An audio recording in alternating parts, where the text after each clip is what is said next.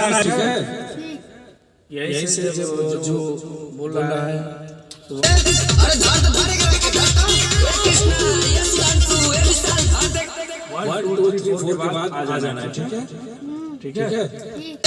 अरे धार तो धारे कृष्णा यस डांसू ए विशाल धार देख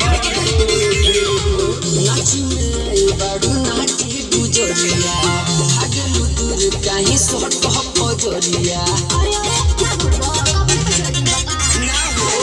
नाची में बाडू नाची गुजरिया भागलू दूर कहीं सोट को जोरिया।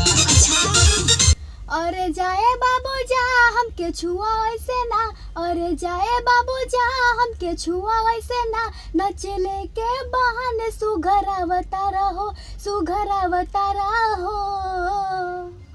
पूरा देहिया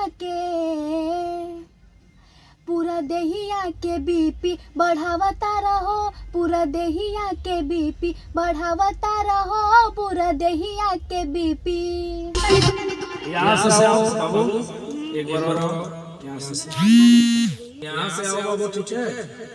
ठीक, यहाँ से आओ 1 2 3 4 के बाद क्रॉस के बाद आओ, शुभम की क्रॉस के बाद, ठीक है?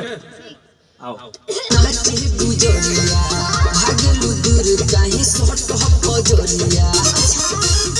अरे जाए बाबू जा हमके छुआ ऐसे ना, अरे जाए बाबू जा हमके छुआ ऐसे ना, नचले के बहाने सुघरावता रहो, सुघरावता रहो।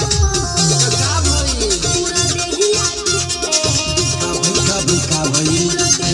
के बीपी बढ़ावता रहो, पूरा देहिया के बीपी बढ़ावता रहो, पूरा देहिया के बीपी। यहाँ से खुशबू अंतरा जो गाएगा शुभम, वहाँ से भी पार्ट बना के आना है, ठीक है? बढ़िया से आना है, ठीक है? इतना न बढ़ चढ़ के बोला ये बबुआ, पीछे घूमेले तो से बड़ बड़ा। 1 2 3 4 पा जाना, ठीक है? थोड़ा तेज बोलो, हाँ करें 1 2 3 4 के बाद आ जाना, ठीक है? ओके 1 2 3 4, ठीक है?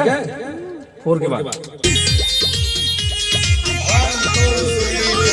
इतना न बढ़ चढ़ के बोला ये बबुआ, पीछे घूमेले तो से बड़ बड़ा लफुआ। अब अपना ये दूसरी लाइन आना है, दूसरी लाइन इतना बड़ा क्रॉस वाला, ठीक है? इतना न बढ़ चढ़ के बोला ये बबुआ, पीछे घूमेले तो से बड़ बड़ा लफुआ। अपना के बुझो जोनी इतना पवित्र बुझिल ठीक से हम तो हर चरिता। इतना न बढ़ चढ़ के बोला ये बबुआ, पीछे घूमेले तो से बड़ बड़ा लफुआ। अपना के बुझो जोनी इतना पवित्र बुझिल ठीक से हम तो हर चरिता। ऐसे 7 बजे लाठी उठी पाई पार, ऐसे 7 बजे लाठी उठी पाई पार, काहे बनल बिजा जो खाना खावता रहो, खाना खावता रहो। पूरा देहिया के बीपी बढ़ावता रहो, पूरा देहिया के बीपी बढ़ावता रहो, पूरा देहिया